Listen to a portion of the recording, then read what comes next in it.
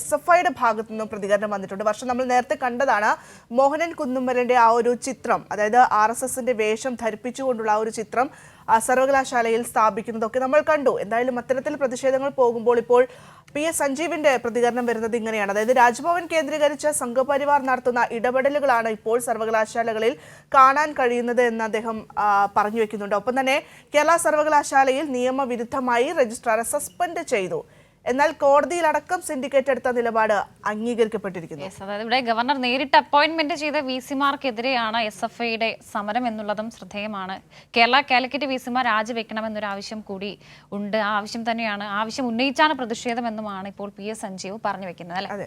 പ്രതികരണത്തിലേക്ക്. കേരളത്തിനെതിരെ ഒരു ഗൂഢശക്തിയായി പ്രവർത്തിക്കുകയാണ് കേരളത്തിലെ രാജ്ഭവൻ. അപ്പോൾ കേരള സർവകലാശാലയുമായി ബന്ധപ്പെട്ട് നിയമവിരുദ്ധമായി രജിസ്ട്രാറെ സസ്പെൻഡ് ചെയ്യുകയും സംഘപരിവാറിൻ്റെ ഒരു തെറ്റായ നടപടി ഏറ്റവും അവസാനം ഇവിടെ കേരള സർവകലാശാലയിൽ ചോദ്യം ചെയ്യപ്പെട്ടിരിക്കുകയാണ്. പ്രത്യേകിച്ച് കോടതി അതിൽ ശരിവെക്കുന്ന കാഴ്ചയാണ് നമ്മളിപ്പോൾ കണ്ടിട്ടുള്ളത്. ഇപ്പോൾ സിൻഡിക്കേറ്റ് എടുത്ത തീരുമാനത്തെ ആ നിലയിൽ അംഗീകരിക്കപ്പെടുകയും രജിസ്ട്രാറായി അനിൽകുമാർ സാർ തുടരുകയും ചെയ്യുന്ന സ്ഥിതിയിലേക്ക് കാര്യങ്ങൾ മാറിയിരിക്കുന്നു.